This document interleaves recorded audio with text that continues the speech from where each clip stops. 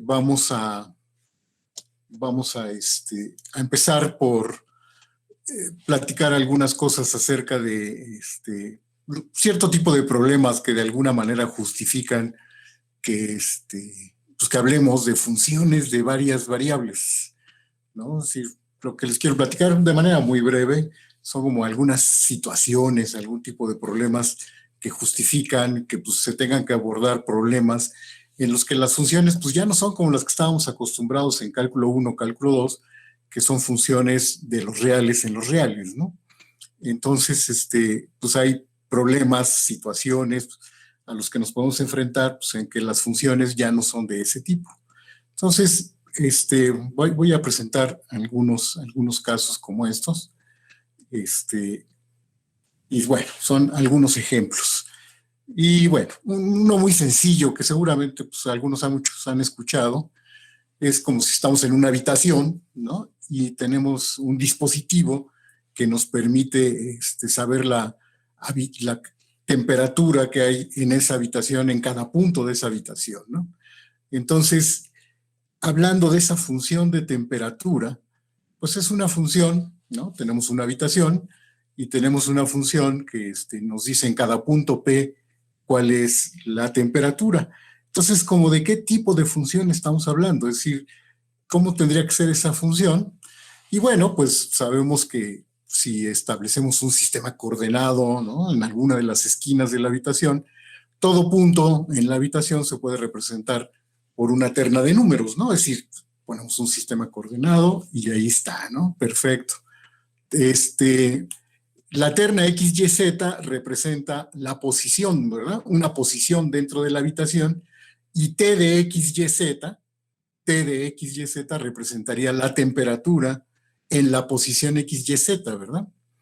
Entonces, la función de temperatura depende de la posición, pero la posición a su vez está, ¿cómo se llama?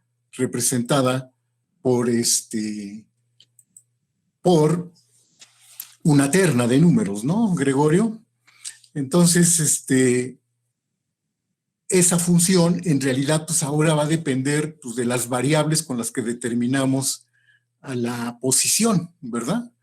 Entonces, y por un lado depende de esas tres variables y nos asocia un número, ¿verdad? Es decir, hablando en términos de funciones, como que la variable independiente de la función es la posición y la variable dependiente es la temperatura, ¿no? Entonces, la variable independiente la representamos por medio de de una terna de números, ¿verdad? No lo podemos, una posición no la podemos representar por medio de un número, ¿verdad? Sino que tenemos que usar tres números para determinar quién es la posición y la temperatura, pues, esa sí la podemos representar por un solo número, ¿no? Entonces, esa sería, por ejemplo, pues un ejemplo de una función, ¿verdad? Y de hecho, luego podemos cambiar un poquito la situación. Si la función, bueno, entonces era lo que les decía. Y claro, esto estamos hablando de la temperatura en un cierto instante, ¿verdad? En un instante podemos medir la temperatura o nuestro dispositivo nos da la temperatura en cualquier posición. Y entonces, pues en ese instante T0, pues nuestra función depende de esas tres variables, ¿no? Pero bueno, justo si cambiamos el tiempo, si también tomamos en cuenta el tiempo, ¿no? Es decir, permitimos variar el tiempo, hablamos de el tiempo y la posición ahora también y la temperatura, ¿no? Entonces, es una temperatura asociada en una posición X, Y, Z y a un tiempo T. Entonces ahora nuestra función es un poco diferente, ¿no? Porque la función dependería de cuatro variables, ¿no? Las tres primeras que nos daría la posición y una cuarta variable que sería el tiempo T. Y el valor, ¿no? El valor de esa función, pues ahora sería T de X, Y, Z, T, ¿verdad? ¿Sí? Y nos daría la posición en la posición P al tiempo T, ¿no? Entonces, es una función, ¿sí? que dependería de 4 variables y nos asociaría a un número real, ¿no? ¿Verdad? Sí, están más o menos claras las ideas, ahí sí, todo bien, sin ningún problema. Muy bien, entonces, ese es un caso, un ejemplo, en donde pues se entiende que nuestra función ya no sería una función que depende de una variable y que nos asocia solo a una variable, ¿verdad? Sino que depende de más variables, ¿verdad? Otro ejemplo es pensar que estamos en un río, parados a la orilla de un río, y vemos una mota de polvo, ¿no? Ahí en la corriente del río, y podemos pensar en una función que nos diga que para cada instante nos da la posición, ¿no? Nos da la posición de esa mota de polvo, ¿no? Vemos un objeto, un pequeño objeto moviéndose en el río, y podemos pensar en la función que conforme pasa el tiempo nos va dando la posición de esa mota de polvo para cada tiempo t, ¿no? Bueno, o si quieren pueden pensar en un mosquito que se mueve en una habitación y también, ¿verdad? ¿Cuál es la posición de ese mosquito según el tiempo t? Esa es una función ahora de otro estilo, ¿verdad? La variable independiente de esta función sería el tiempo, y el tiempo sí lo podemos medir con un número real, ¿verdad? Con un número real podemos decir en qué tiempo estamos, pero la posición ahora depende de 3 variables, ¿verdad? Exacto, ¿verdad, Irán? Entonces ahora es una función un poco diferente, ¿no? Es una función cuyo variable independiente es el tiempo, que sí se puede medir con un número real, pero la variable dependiente, es decir, t de x, y, z, o aquí le puse b de x, b de t, ¿sí? Hablando de la posición, o p de t, mejor dicho, hablando de la posición, le puse p de t, para distintos tiempos, pues esa sí depende o f de t, ¿verdad? O p de t, como le quieran llamar a la función, le puse p de posición, y pues depende, esa posición sí depende de 3 variables. Entonces, es una función esencialmente diferente que la anterior, ¿verdad? ¿Por qué? Porque la variable independiente, en este caso el tiempo, sí se puede medir con un número, ¿no? Pero las variables dependiente, que es la posición, ya no se le puede dar un solo número, ¿verdad? Entonces, es una función que nosotros llamaríamos de una variable, pero que asocia algo de varias variables, ¿de acuerdo? Y de hecho, este ejemplo, podemos a lo mejor, exacto, ¿verdad, Gregorio? Es una función como de R en R3, ahora que empecemos a hablar de de los RNs, ¿verdad? Entonces, y bueno, de hecho, luego podemos cambiar, fíjense, este mismo problema de la posición de una mota de polvo, etcétera, lo podemos hacer una variante, ¿no? Aquí está, ¿verdad? El tiempo es la variable independiente, la variable dependiente es la posición, y bueno, pues ahora, el siguiente problema, seguimos estando en la orilla del río, ¿sí? Y pensamos en la función pensemos que nos fijamos solo en un instante t, fijamos un instante t0, y ahora lo que nos interesa es fijarnos en una posición y pensar en la molécula de agua que hay en esa posición, y pensar en la velocidad con la que viene viajando esa molécula de agua, ¿verdad?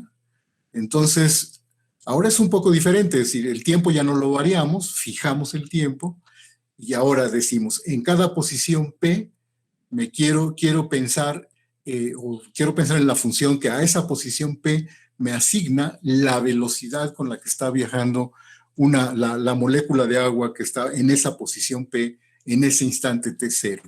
Entonces, esta sería un tipo de función de qué estilo. Ahora, la variable independiente sigue siendo una posición, ¿verdad? Y a esa posición me asocia otra cantidad, que es la velocidad de un objeto.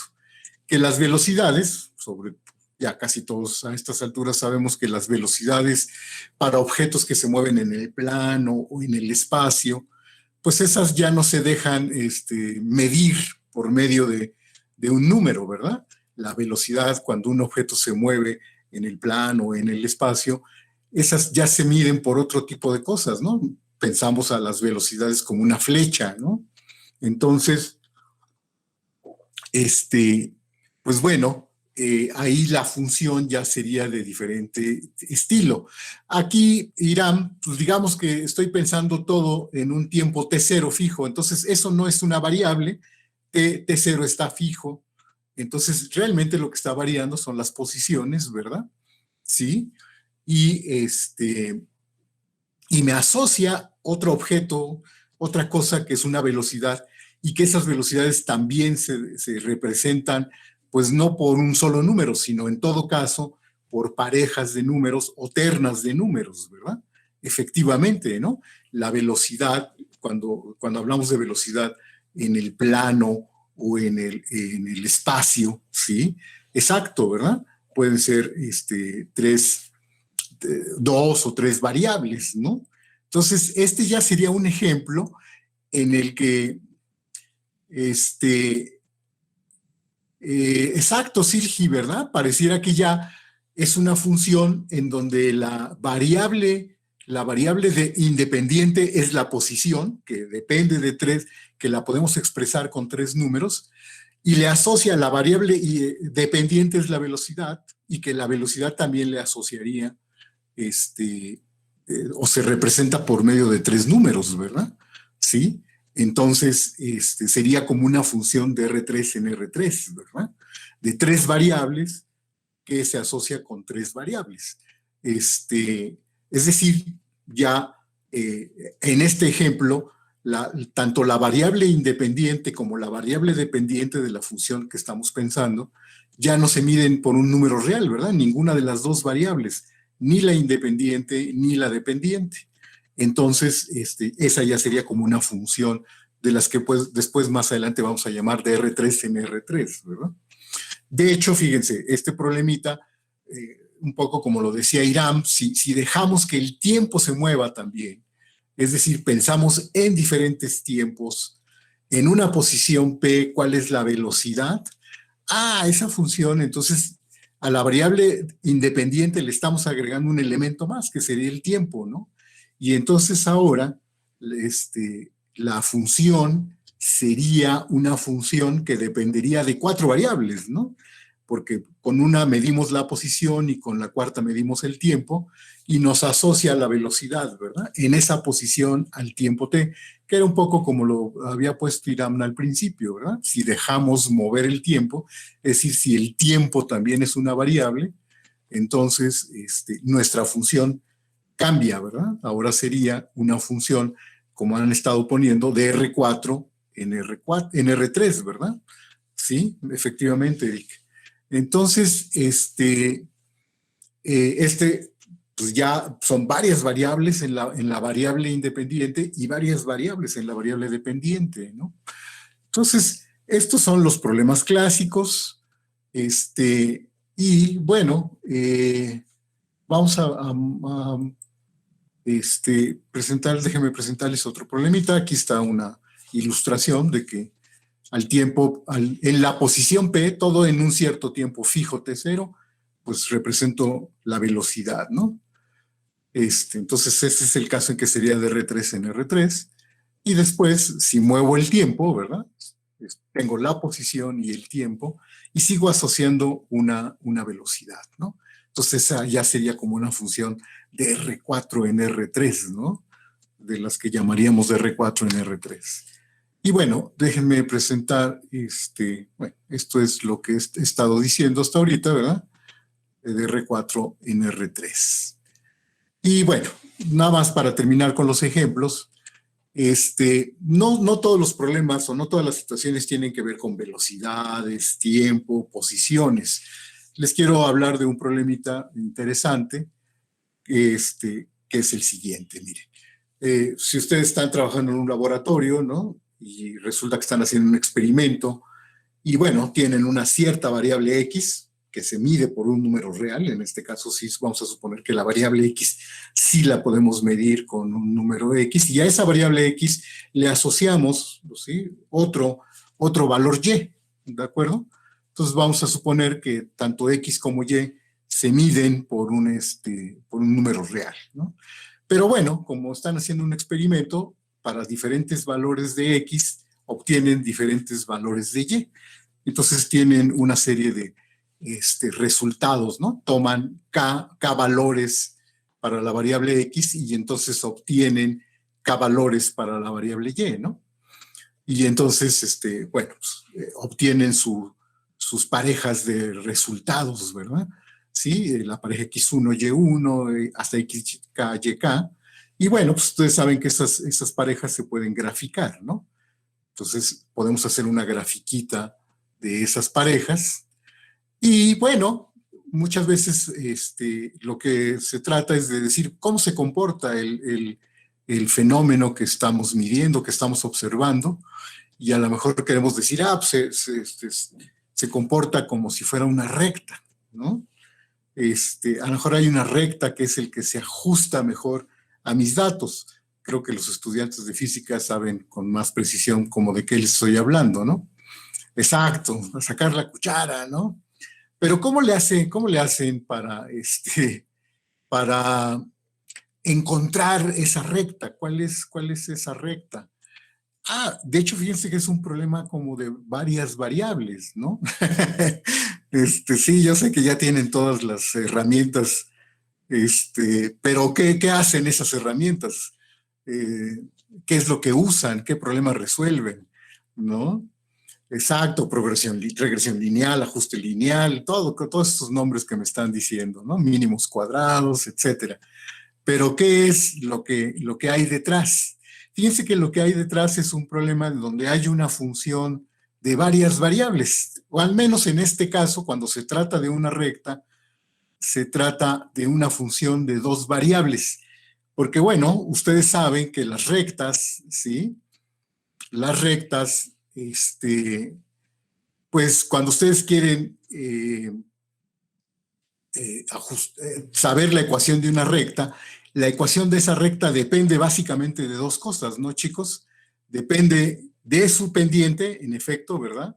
Y su ordenada al origen, ¿verdad? M, la pendiente, y B, la ordenada al origen, como dice Gregorio, ¿no? Lo podemos pensar de esa manera, ¿no? Exacto, y igual a mx más b, ¿sí? Entonces, fíjense que lo que ustedes tienen es como un problema, ¿no? Es decir, ponen una recta de pendiente M y ordenada al origen B, y entonces hay una forma de medir cómo esa recta, qué tan bien se aproxima a los datos o qué tan bien se ajusta a los datos que tienen de su experimento, ¿verdad? Ahorita no voy a mencionar, ya por ahí mencionaron el nombre, que se llama el método de los mínimos cuadrados, que yo en realidad creo que esa es una mala traducción. Debería de llamarse el método de los cuadrados mínimos. Luego, más adelante, es un problema que vamos a ver en cálculo 3, ¿sí? Ya que hablemos de derivadas y cosas de ese estilo. Vamos a hablar, de hecho es un problema que ustedes van a resolver, el problema del método de los, yo lo prefiero llamar cuadrados mínimos. Hay una forma de saber si la recta, que también se ajusta, que también encaja en los datos que ustedes tienen de su experimento, ¿sí? Y bueno, entonces fíjense, ustedes lo que tienen con ese método de mínimos cuadrados es una función que a cada pareja m, b, ¿verdad? Le asocian un número real, ¿sí? Le asocian un número real. Para cada recta m, b, que la representan por la pareja m, b, le asocian un número real que tiene que ver con cuadrados y cosas de ese estilo. Les digo, ahorita no me voy a detener cómo se construye la función, pero en todo caso, ahí lo que tienen es un problema de dos variables, ¿sí? La variable independiente son dos variables, en realidad son m y b, ¿sí? Que le asocian un número real, que es el método, es ese número real que se construye con el método de los cuadrados mínimos, ¿de acuerdo? Entonces, de hecho, este sería un problema en donde sería una función de R2 en R, ¿verdad? ¿Por qué? Pues porque solo depende de dos variables. Nuestra variable aquí es la recta, ¿verdad? Pero esa recta se deja representar por dos números, ¿de acuerdo? Y de hecho, a ver, por ahí Iñaki me pregunta que si se puede hacer en Rn. Sí, ¿verdad? De hecho, miren, podemos complicar un poquito más el problema porque el problema se convierte en mínimos cuadrados, en una recta, si nos parece que nuestros datos se parecen a una recta.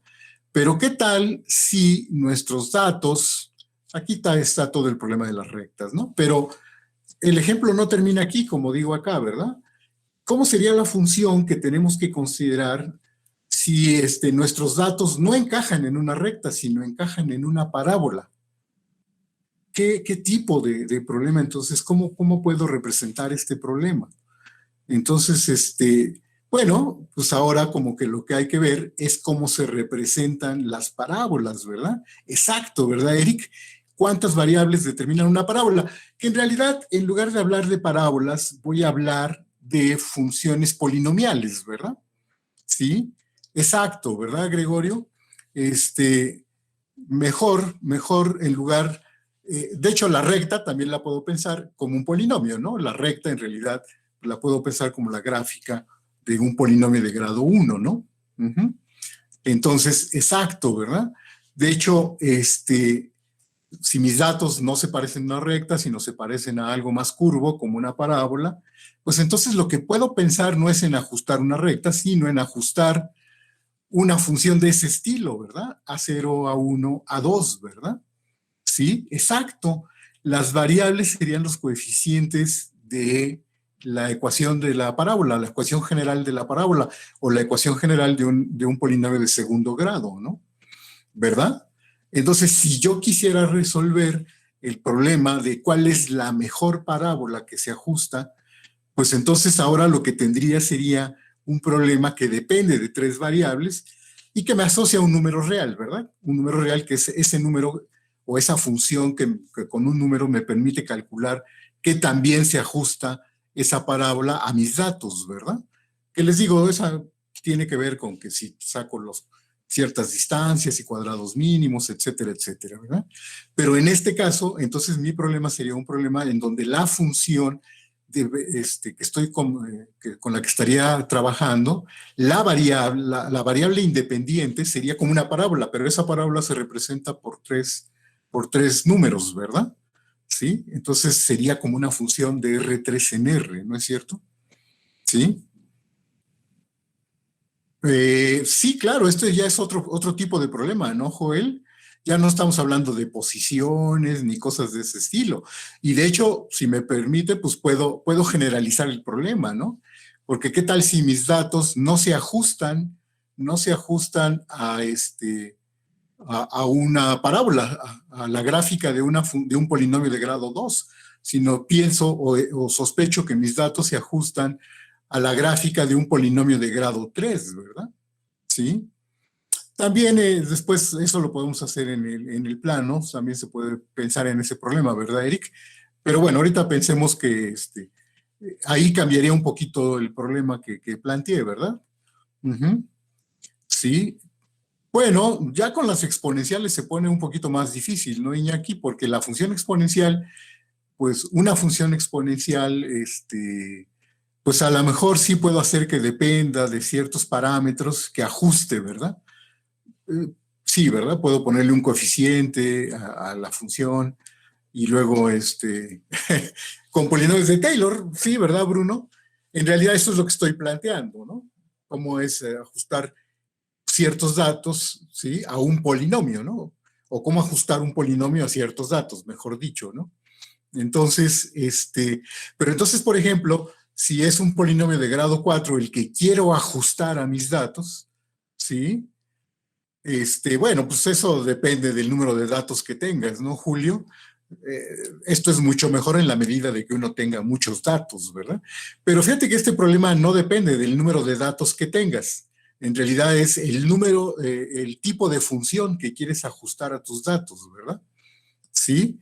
Está ese otro problema que se llama interpolación de Lagrange, Eric, pero ese es otro problema, ¿verdad? Sí, eso es una posibilidad, ¿verdad?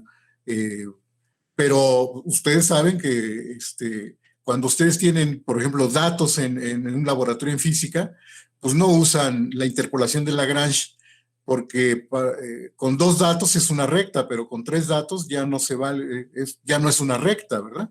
Y a veces lo que buscan es una recta, ¿no es cierto? ¿sí? Si tienen 100 datos, pero quieren encontrar la recta que mejor se ajusta, pues ahí ya no se puede usar Lagrange, ¿verdad? Entonces, exacto, ya con esta idea, en realidad sería una función de Rn en R, ¿no, Bruno? Porque la función con la que seguimos midiendo el ajuste sigue siendo una función que nos asocia a un número real. Este método de los mínimos cuadrados o cuadrados mínimos nos asocia a un número real. Con un número real nos dice que también se ajusta la recta, la parábola o todo eso a los datos, ¿verdad? Sigue siendo un número real. Entonces, en general, se puede pensar, si nuestra función es una función de Rn en R, quiere decir que estoy pensando en ajustarle a mis datos un polinomio de grado n-1, ¿verdad? Sí, que eso es justo lo que les decía en esto, ¿verdad? Pues depende, o sea, de hecho, Eric, esto es la mejor, digamos, se encuentra la mejor recta, se encuentra la mejor parábola en términos de esa función, ¿sí? En términos de esa función, que se llama cuadrados mínimos, ¿verdad? Ese es Joel, el problema, que ahorita no les he hablado de cómo se construye la función esta de los cuadrados mínimos, ¿verdad? Pero es una función que dependería de los coeficientes, ya sea de la recta, del polinomio de grado 2, del polinomio de grado 3 o del polinomio de grado n. Es una función que y se construye con base en los datos, ¿verdad? ¿Sí? Y es una función de números reales. ¿Sí? De hecho, si ustedes quieren, búsquenlo en sí, ¿verdad, Iñaki? Por ahí, en donde, entonces lo haces, sumas eso con y xy, ¿verdad? La suma de y menos mxy, exacto, al cuadrado. Esa es, ¿verdad? La suma de los, por eso se llama mínimos cuadrados, le llaman, pero en realidad yo diría que es la suma de los cuadrados mínimos y que es un número real, ¿verdad? Lo único que quería plantearles es que se puede trabajar con una función de Rn, donde n puede ser tan grande, ¿verdad? Como se quiera. Porque en este problema, pues puedo pedir que mis datos se ajusten a una parábola, a una función polinomial de grado 3, de grado 4, de grado 5, ¿verdad? ¿Sí? Entonces, esa es el tipo de ejemplo con el que queríamos trabajar. Bueno, entonces, si tienen una idea más o menos de cómo está este problema, pues ya nos damos una idea de cuáles son el tipo de problemas que se nos presentan y por qué hace falta hablar entonces de funciones de varias variables. Varias variables ya sea para representar a la variable independiente o a la variable dependiente, ¿verdad? Por eso es que en general vamos a hablar de funciones de Rn en Rm, aunque lo vamos a ir haciendo por casos, ¿verdad? Primero, bueno, muchas cosas las vamos a hacer de Rn en Rm, pero para cuestiones de derivada, por ejemplo, primero vamos a empezar con funciones de R en Rn, luego de Rn en R y luego en general de Rn en Rm, ¿de acuerdo? Entonces, les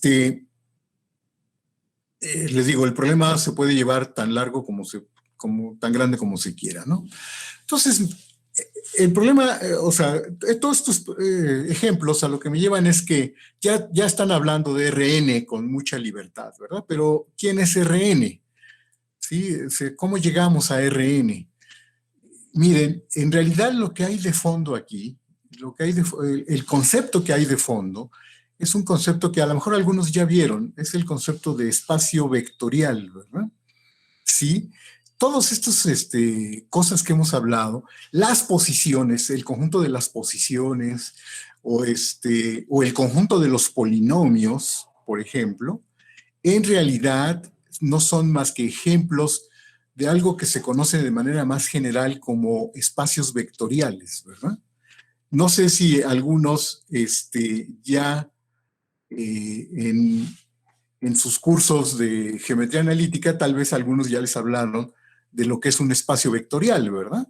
O en el curso de álgebra lineal que algunos estén empezando, pues les van a hablar del concepto de espacio vectorial, ¿no es cierto? Entonces, ¿qué es eso de un espacio vectorial? Pues bueno, rápidamente, así, sin pretender extenderme mucho, un espacio vectorial es un conjunto, ¿no? Se llama espacio vectorial a un conjunto que está dotado de dos operaciones, ¿verdad? ¿Sí?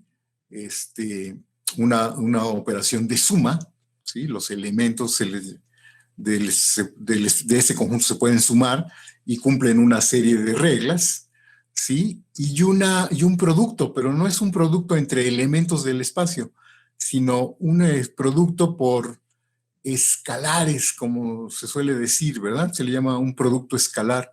Es decir, los elementos exactos, los elementos de un campo, ¿verdad, Iñaki? Sí. Entonces, a eso se le llama un espacio vectorial. Y, por ejemplo, ejemplos de espacios vectoriales, pues son, por ejemplo, las posiciones en el espacio, ¿sí? Si uno fija un punto, toma un punto fijo y con base en ese punto fijo construye posiciones o flechas, ¿no? Que parten de ese punto fijo, ¿sí? Ese conjunto de flechas, por ejemplo, forma un espacio vectorial, ¿verdad? ¿Sí? El conjunto de los polinomios de grado menor o igual a n-1 son un espacio vectorial.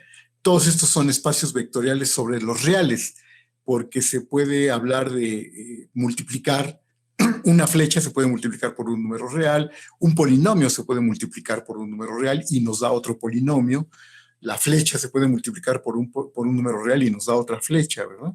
¿Sí? Entonces, no me voy a detener, lo van a ver o ya lo han visto, la definición de qué es espacio vectorial. A lo mejor sí me detengo por ejemplo, ver por qué el conjunto de las flechas, ahorita voy a ver por qué el conjunto de las flechas basadas en un punto fijo, son, son un espacio vectorial.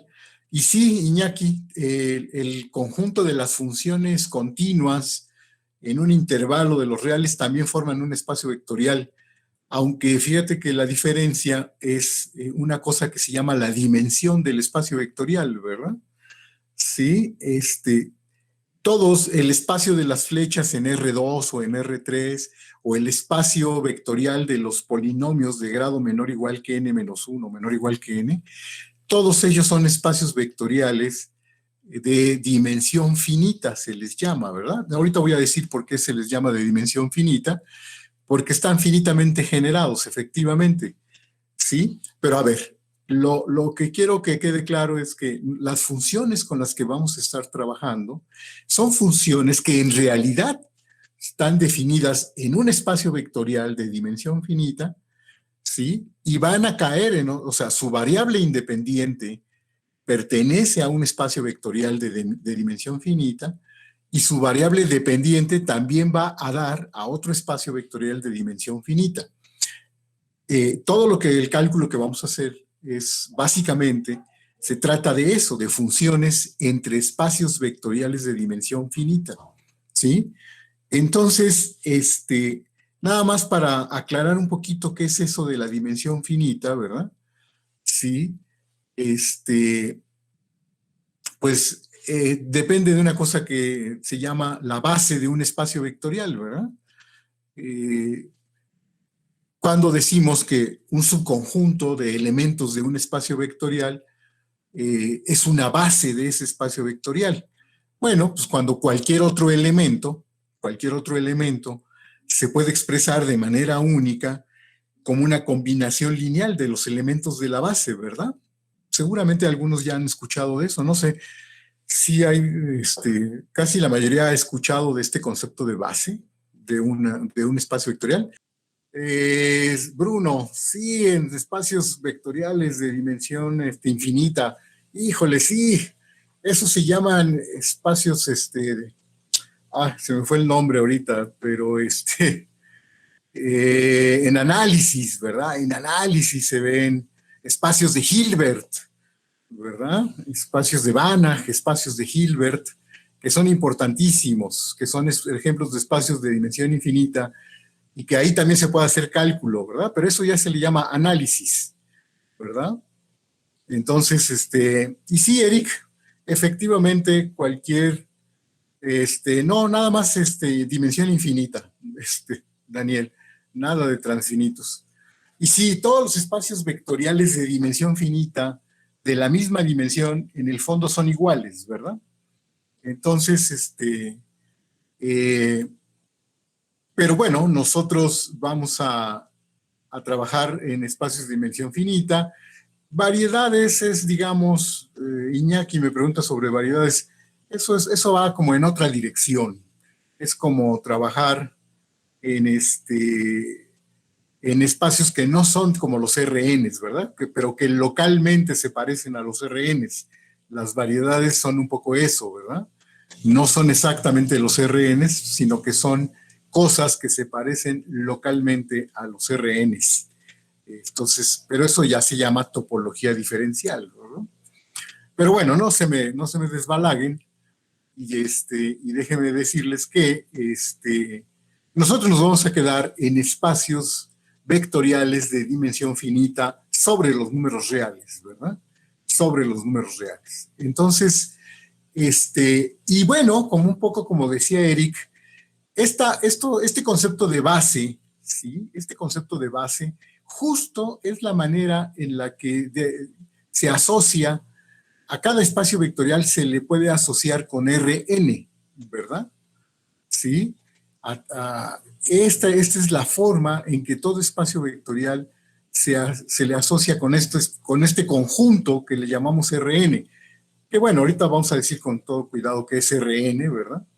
Pero fíjense que entonces, como depende de las bases, esta forma en que se asocia un espacio vectorial con Rn, dado un espacio vectorial, hay muchas formas de asociarle o de asociar eneadas, ¿verdad? Depende de la base, que los físicos es lo que llamarían, pues depende de mi sistema de referencia, ¿verdad? Ustedes entienden, por ejemplo, que en el espacio, ¿verdad? Si pongo una cierta base o un cierto, como se llaman, sistema de referencia, un punto en ese sistema de referencia tiene asociada una terna de números, pero si cambio de sistema de referencia, pues le asocia otra terna, ¿verdad? Ahora, los conceptos importantes pues no dependen del sistema de referencia, ¿verdad? Pero bueno, hay que estar conscientes de que todo espacio vectorial se asocia con Rn, pero esa asociación depende de la base que estemos tomando del espacio vectorial o del sistema de referencia, ¿no? Dicho de manera más casual, ¿no? Entonces, pero bueno, pues eso es lo que nos asocia o lo que nos, de alguna manera nos relaciona con Rn, ¿verdad? ¿Sí? Con las eneadas, ¿de acuerdo? Pero hay que tenerlo muy presente, ¿verdad? Que depende del sistema, de la base que elijamos de nuestro espacio vectorial, ¿verdad? Entonces, y es aquí, pues, en donde entra, pues, Rn, ¿verdad? Este conjunto de las eneadas, ¿de acuerdo? Nomás hice el énfasis que está relacionado, pues, con los distintos sistemas de referencia o las distintas bases, ¿verdad? ¿De acuerdo? Y entonces, las eneadas, ¿no? Que justo es lo que llamamos Rn, el producto cruz de R consigo mismo, ¿verdad?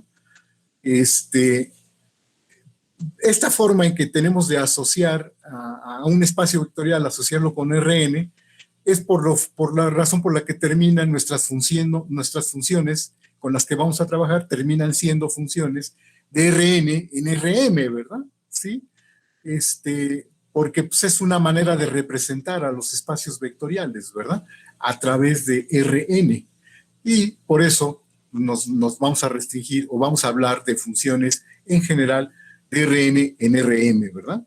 Pero nunca olviden que la forma en que un espacio vectorial se asocia, un espacio vectorial de dimensión finita o de dimensión n, se asocia con Rn, depende de la base que tomemos o del sistema de referencia que estemos tomando, ¿no? Entonces, eso es muy importante.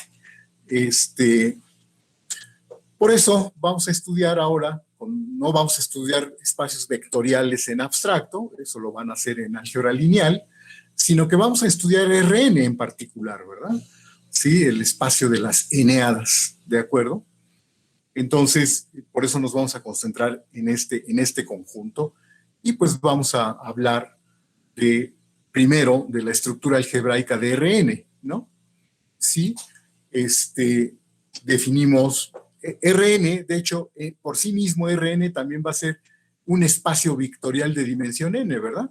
A sus objetos, las eneadas, podemos definir una suma y un producto por un escalar, ¿verdad? Bueno, aquí lo único que hice fue poner a qué entendemos por Rn, que es el producto cruz, y casi siempre, bueno, los que podemos dibujar son R2 o R3, ¿verdad? Y vamos a usar R2 o R3 para motivar o para dibujar, ¿no? Muchas cosas. Y a R2 o R3 los vamos a ver como una representación, ya sea de las flechas, de todas las flechas que salen de un punto fijo o de todas las posiciones en un plano o en el espacio, ¿verdad? Para nosotros casi siempre R2 o R3 va a ser eso. Sí, Hugo Víctor. ¿Cuál sería el equivalente de un intervalo, pero en Rn? Más adelante vamos a definir una cosa que se llaman rectángulos, ¿verdad? Sí. La idea que generaliza a un intervalo cerrado, por ejemplo, en los reales, el intervalo A, B, lo vamos a generalizar a cosas que vamos a llamar rectángulos en general en Rn, que no son más que el producto cruz de intervalos en R, ¿verdad? Sí, bueno, podemos hablar de rectángulos abiertos y rectángulos cerrados. De hecho, vamos a manejar básicamente ese tipo de conceptos, ¿verdad? Los rectángulos abiertos, rectángulos cerrados, que son como el producto cruz de intervalos abiertos o cerrados en R, ¿verdad? ¿De acuerdo? Bueno. De la topología de una métrica en Rn, Iñaki, no sé bien exactamente cuál. Vamos a hablar también de la topología en Rn, pero eso es más adelante. Pero a ver, entonces continúo con la estructura algebraica. También vamos a hablar de bolitas, espero no hacer los bolitas, vamos a hablar de las bolitas o las vecindades, ¿verdad? Sí, todo eso vamos a hablar, pero bueno, vámonos con calma, ¿no? Por ahorita. A lo mejor llego rápido, ¿verdad? Pero déjenme más o menos, cuando menos cubrir esta parte de la estructura algebraica, que sabemos que cómo se suman las eneadas y cómo se multiplican por un escalar, ¿no? De hecho, miren, a ver, quise plantearles el siguiente problema. ¿Cómo se suman las flechas?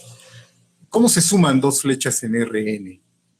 En R2, perdón. Si yo tomo dos flechas que parten de un punto fijo en R2, hay una forma de definir la suma sin hablar de coordenadas ni nada, ¿no? Sin hablar de una representación, ni de una base, ni de nada. Hay una forma de sumar flechas o de sumar vectores, como se llama, que hasta tiene un nombre, ¿no? Que se llama la regla del paralelogramo, ¿no? Y que consiste justo en eso, ¿verdad? En tomar, trasladar el vector y, ¿no? Al punto final del vector x y luego pegar una punta con la otra, ¿no? Así, ¿verdad? ¿Sí? Y esa roja, pues es lo que se llama la suma, ¿no? Si se dan cuenta, aquí lo que estoy mostrando es cómo se define la suma en el espacio vectorial de las flechas que parten del punto O, ¿verdad? ¿Sí? Sí, sí, eso es lo que hice aquí, ¿verdad? ¿Cómo se define la suma en el espacio vectorial? Aquí todavía no estoy hablando de las parejas asociadas al vector X ni al vector Y o a la flecha X o a la flecha Y, ¿verdad? Y de todas maneras puedo definir la suma. Y también se puede definir el producto por un escalar, ¿no, chicos? ¿Sabrían cómo hacer geométricamente el producto por un escalar?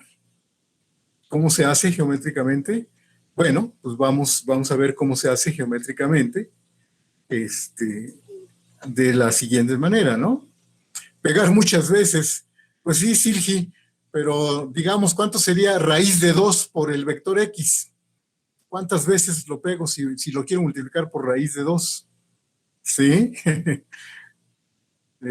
Sí, ¿verdad? Hay que hacerlo más un poco geométricamente, ¿no? No es necesario hablar de perpendicularidad, ¿verdad? No es necesario hablar de perpendicularidad, ¿no, Joel? Miren, lo voy a hacer de la siguiente manera. Sí hay que auxiliarse de algunas rectas, exacto, con congruencia de rectángulos. Miren, la voy a hacer aquí. Vamos a hacer lo siguiente. Ponemos dos rectas, aunque no sean perpendiculares. Dos rectas que pasan ambos por el punto fijo, ¿sí? Una recta que contiene al vector X y otra recta que en realidad va a ser como una representación de los reales, ¿verdad? De hecho, en esta recta va a ser como una representación de los reales. Ahí voy a pintar dónde está mi unidad y también voy a pintar, voy a poner dónde está el escalar lambda por el que quiero multiplicar, ¿verdad? ¿Sí? Ahí está, ¿no? Puse mi escalar lambda. Y después, efectivamente, con congruencia de triángulos, como dice José Rodolfo, ¿verdad? Trazo esta línea, ¿verdad? Y trazo una línea paralela por el número lambda, ¿verdad? De esta forma, ¿sí? Y justo aquí en este punto, ¿sí? Justo ahí en ese punto, claro, se le volteó el sentido porque el lambda que estoy tomando, según aquí, sería una lambda negativa, ¿verdad, Iram? ¿Sí? Y por eso es que el vector lambda por x tendría que ser en sentido contrario, ¿no es cierto? Si yo hubiera puesto lambda de este lado, pues entonces el vector lambda por x me hubiera salido de este lado, ¿no es cierto? Pero esta es la forma geométrica, ¿verdad? Esta es la forma geométrica de ver que el espacio o el conjunto de todas las flechas que salen de este punto O tilde, o 0 tilde, es un espacio vectorial, ¿verdad? Lo que acabo es de decirles por qué es un espacio vectorial, cómo se define la suma y cómo se define el producto por un escalar, ¿verdad? ¿Sí? Entonces, eso es lo que acabo de hacer aquí, ¿verdad? Sin tener que hablar de parejas ni de nada, ¿verdad? ¿De acuerdo? Ahora, si yo quiero asociar, ahí está, ¿verdad? Lo repito rápidamente, ahí está. Ese sería lambda por x. Bueno, pero ahora si yo quiero hablar de la suma y producto, pues ya sabemos que se puede hacer de esta forma, ¿no? Observen lo siguiente. Si yo tengo un espacio vectorial B arbitrario y tengo una base, con base en esa base, ¿verdad? Valga la redundancia, a un vector B le asocio una eneada, ¿verdad? Le asocio la eneada lambda 1, lambda n, en donde son lambda 1, lambda n son los escalares que yo necesito para escribir a B en términos de los elementos de la base, ¿no es cierto? Y entonces, fíjense, si tomamos otro vector B' y otros escalares asociados, pues entonces a B' le asociamos la eneada, lambda 1' hasta lambda n', y entonces la suma, el vector suma, pues va a tener asociada la eneada formada por la suma de lambda 1 más lambda 1', coma lambda n más lambda n', ¿verdad? ¿Sí? Entonces, esta identidad, ¿verdad? O sea, esta eneada representa al vector B, ¿sí? Y la otra eneada representa al vector B'. Si yo lo sumo en B, digamos, pues la eneada que se le asocia es lambda 1 más lambda 1', etcétera, ¿verdad? Sumando entrada por entrada. Entonces, esta suma de entrada por entrada, lo que quiero hacerles ver es que esta suma de entrada por entrada es un reflejo de la suma en el espacio vectorial, ¿verdad? Exacto, ¿verdad? Es justo lo que hacemos en el espacio vectorial, ¿verdad? Esta suma, ¿sí? Que es como que la suma más natural que se nos hubiera ocurrido, en realidad es un reflejo de la suma en el espacio vectorial, ¿verdad? Por ejemplo, si estuviéramos en el N2, sería un reflejo de la ley del paralelogramo, como dice Gregorio, ¿verdad? Eso es lo bonito de esta suma coordenada a coordenada, ¿verdad? Entrada a entrada, porque es un reflejo de la suma en el espacio vectorial, ¿verdad? Refleja cómo se suma en el espacio vectorial. Por eso es que es una suma muy interesante, ¿verdad? Y bueno, y lo mismo sucede con el producto por el escalar, ¿verdad? Este producto por escalar también es un reflejo del producto por escalares en el espacio vectorial en el que estemos trabajando, ¿verdad? Sí está más o menos claro cómo es que estas sumas en Rn, esta suma y este producto por escalar, en realidad lo que reflejan son las operaciones en el espacio vectorial. ¿Estamos de acuerdo? Entonces, por eso es que son buenas operaciones en Rn, ¿verdad? ¿De acuerdo? Exacto. Como que estamos rescatando, ¿verdad? Rescatando las operaciones en el espacio vectorial, las estamos reflejando en Rn, ¿verdad? Eso es lo bonito. Más adelante vamos a hablar de otros sistemas coordenados en donde una flecha, un punto en R2 o en R3 se pueden representar por otras parejas de números, por otras, estoy hablando de las coordenadas polares o coordenadas esféricas o cilíndricas en R3, ¿verdad? Y la suma ahí ya no refleja la suma de flechas o la suma en el espacio vectorial en el que estemos trabajando, ¿verdad? Por eso es que aquí es bonita esta forma de sumar y de multiplicar por un escalar, porque les repito, lo que hace es conservar las operaciones del espacio vectorial. ¿Estamos? Y bueno, ahora, de hecho, estas operaciones hacen de Rn un espacio vectorial en sí mismo, ¿verdad? Sí, este es un ejemplo clásico, o este es el espacio vectorial de dimensión n por excelencia, ¿verdad? Y es una representación, una forma de representar a cualquier espacio vectorial de dimensión n, ¿verdad? Sí. Entonces, pues eso es, digamos, un poquito la parte algebraica. De lo que es Rn, ¿verdad? ¿De acuerdo? Entonces, aquí nada más quiero hablarles de algunas convenciones que vamos a hacer. Por ejemplo, voy a hablar mucho del vector. Si yo tomo un elemento en Rn, ¿quién va a ser menos x, verdad?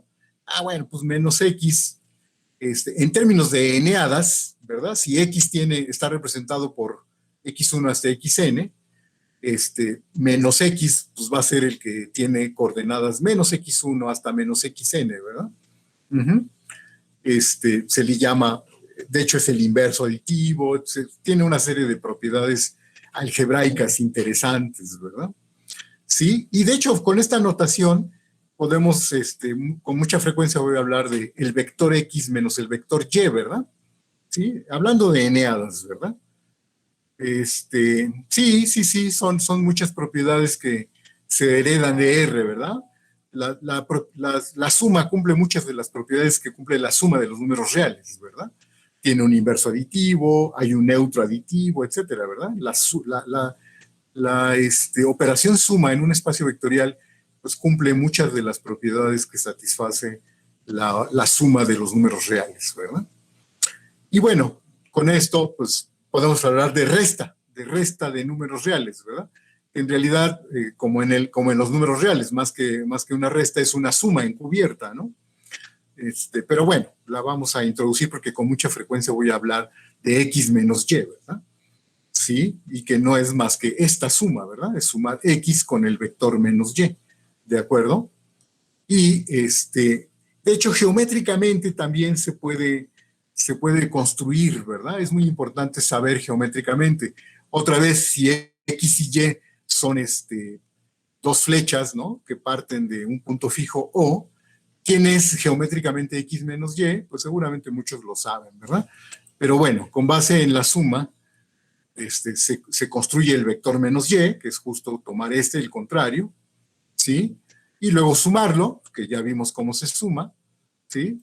Y ya está la suma, ¿verdad? Entonces, este vector es el vector x menos y, ¿verdad?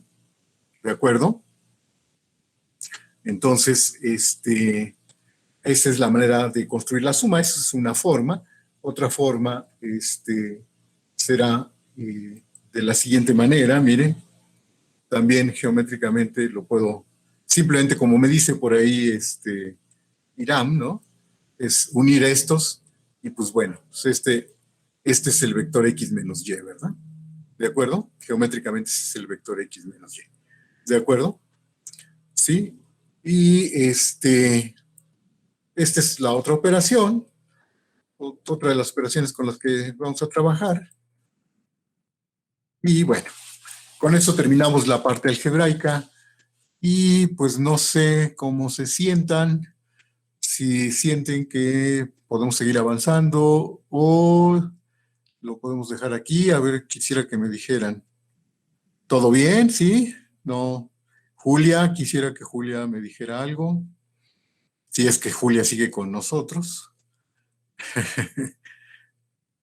Todo perfecto. Muy bien, Julia. Entonces, otro ratito más. Me parece muy bien. Ok, entonces vamos a seguir con la estructura geométrica de RN, ¿no?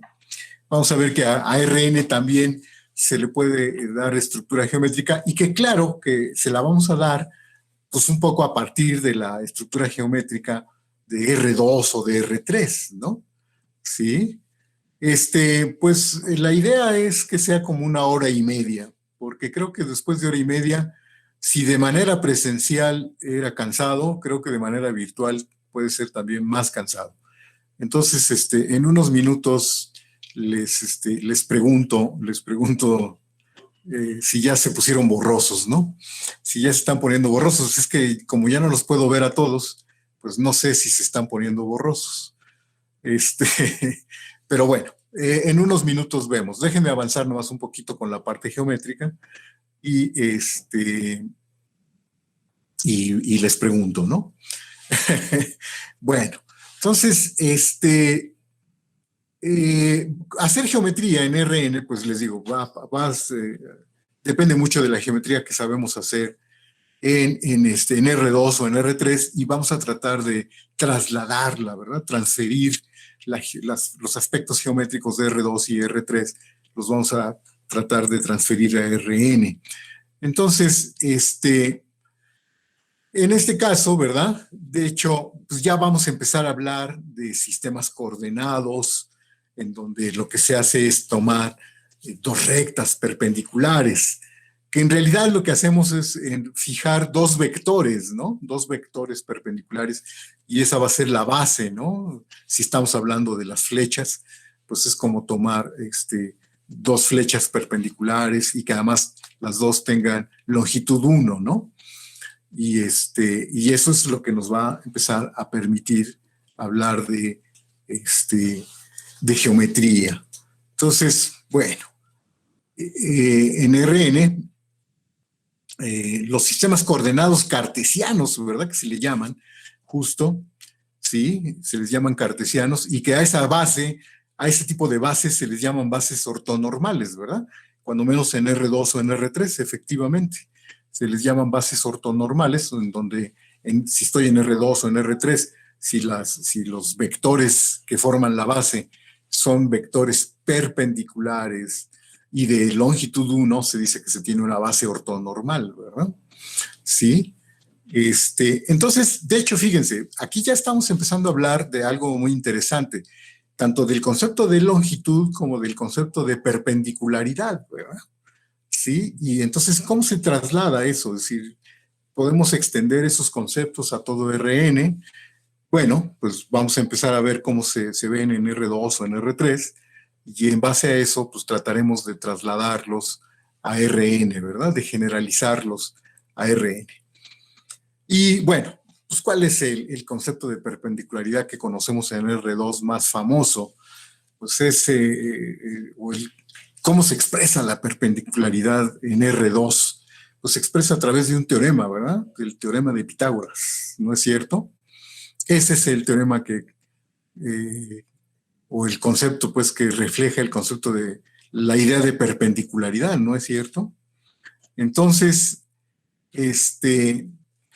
ya sabemos, ¿no? Que si tenemos un sistema coordenado cartesiano y un vector en ese sistema coordenado tiene coordenadas x1, x2, entonces el triángulo cuyos vértices son el triángulo siguiente, ¿verdad? ¿Sí? Este triángulo formado por el origen, ¿verdad? O el punto O, la punta del vector X, ¿verdad? Y cualquiera de estos puntos, este o este, ya sabemos que esos forman un triángulo rectángulo, ¿no? Y que entonces la longitud, pensamos en este triángulo, ¿verdad? Y que pues la longitud de la flecha está dada pensando en ese triángulo, ¿verdad? Y que la longitud de esa flecha pues está dada pues, por el teorema de Pitágoras, ¿no? Y que pues eso es, en general, ¿verdad? Puse valores absolutos porque la longitud de este lado, ¿verdad? La longitud del lado x1 y este lado, en general son valor absoluto de x1 y valor absoluto de x2, ¿verdad? Esas son las longitudes. Y bueno, entonces el teorema de Pitágoras me diría que la longitud de la flecha, ¿verdad? Estaría dada por este número, ¿no es cierto? Entonces, esa es la longitud, así expresamos la longitud. Y entonces, con base en eso, si trasladamos a Rn, pues podemos definir la norma. En realidad, en Rn se le llama la norma de un elemento de Rn, ¿verdad? Entonces, si un elemento en Rn tiene coordenadas x1 hasta xn, definimos lo que se llama la norma del vector x, ¿verdad? Y que lo que trata es de reflejar el concepto de longitud que se ve en R2. ¿Estamos de acuerdo? Y que bueno, de hecho también la norma también se puede ver como la longitud de la curva, la longitud del vector de la flecha, o como la distancia, ¿no? Como la distancia que hay del origen, ¿verdad? A la flecha del punto, la flecha del vector X o el punto que está, el punto final de la flecha, ¿verdad? La norma es una manera de definir la distancia entre el origen y ese punto. ¿Estamos de acuerdo, más o menos, todo el mundo? ¿Sí? Entonces, bueno, este concepto de norma, sí, ¿verdad? Este es un ejemplo de una función de Rn en los reales, efectivamente, ¿verdad, Bruno? Esto es un ejemplo que a cada elemento de Rn le asocia un número real, ¿verdad? Un número real positivo. Exacto, un número real positivo. Y este concepto de norma tiene, observen lo siguiente, a ver, si yo hago n igual a 1, si yo estuviera en R, esta norma, pues ¿quién termina siendo? Si ustedes se fijan, esta norma no es más que el valor absoluto, ¿verdad? El valor absoluto. Efectivamente, ¿verdad? En este sentido, este concepto de norma se puede entender como una generalización del concepto de valor absoluto de los números reales, ¿verdad? Cuando tomamos n igual a 1, en realidad con lo que estamos trabajando es con el valor absoluto, ¿verdad? ¿Sí? Y bueno, es importante, justo hablando de valor absoluto, pues hay algunas propiedades que a ver si recuerdan del valor absoluto, ¿no? Entonces, seguramente estas propiedades les van a sonar muy parecidas porque eran muy parecidas a las del valor absoluto, ¿verdad? La primera de ellas es que es un número mayor o igual a 0, ¿verdad? Siempre. Exacto, la desigualdad del triángulo, ahorita la vamos a ver. Pero la primera de ellas es que es un número mayor o igual a 0 y que de hecho el único elemento de Rn que su norma vale 0 es el vector 0, ¿verdad? Que era como con los números reales, ¿no? El único número real cuyo valor absoluto es 0 es el 0, ¿no es cierto?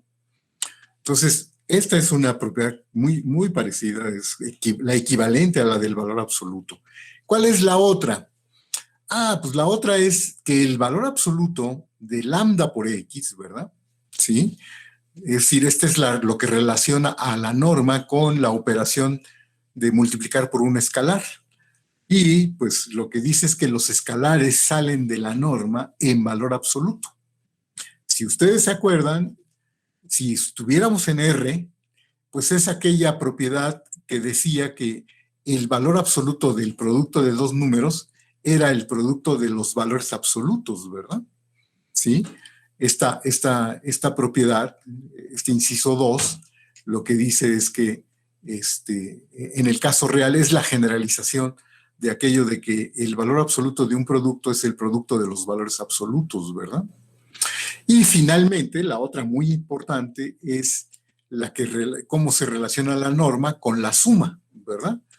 Y que también les va a recordar seguramente la propiedad que tenía el valor absoluto y que la llamábamos igual, ¿verdad? La desigualdad del triángulo, ¿no? ¿Sí? Entonces, este concepto de norma, de hecho, sí, Joshua, más adelante vamos a ver que con una norma también se puede definir una distancia, como lo hacíamos con los números reales, ¿no? Con el valor absoluto podíamos definir la distancia entre dos números, ¿verdad? ¿Se acuerdan cómo se definía la distancia de un número a un número B en los números reales?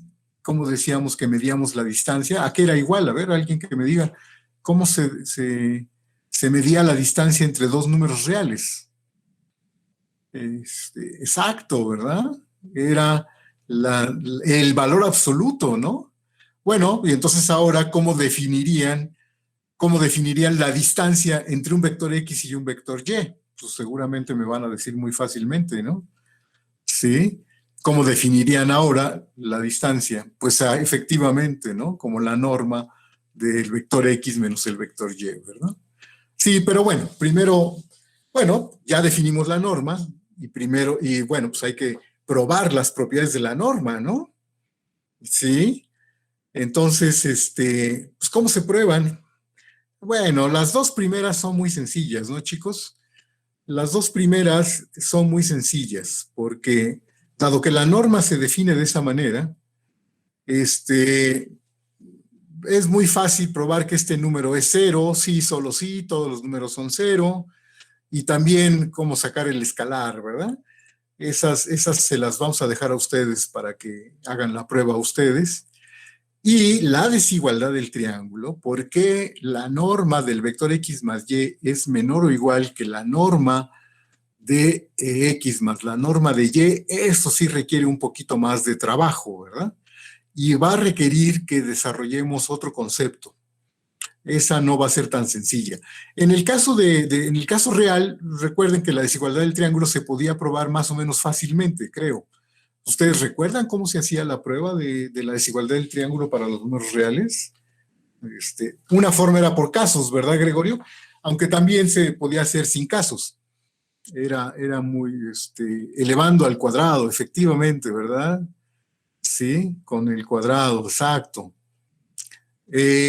¿Cuál es esa desigualdad de Cauchy-Schwarz, Iñaki? Esa todavía no la vemos, ¿verdad? Eso es algo de lo que precisamente, por eso no voy a hacer la prueba ahorita, porque me falta llegar a esa desigualdad y esa es una desigualdad muy importante que vamos a ver más adelante, ¿no? Pero bueno, para eso tengo que desarrollar otro concepto que se llama producto punto, ¿verdad? O producto interior, ¿de acuerdo? Pero me temo que eso, como nos va a llevar más tiempo, pues a lo mejor eso sí lo vamos a tener que dejar entonces para la clase de mañana. ¿Les parece bien? Porque si empiezo con eso, pues me va a llevar más tiempo y entonces creo que ya se me van a empezar a poner borrosos. Entonces, por ahora lo dejamos y entonces mañana nos vemos y bueno, bueno, pues por ahora aquí lo vamos a dejar, chicos.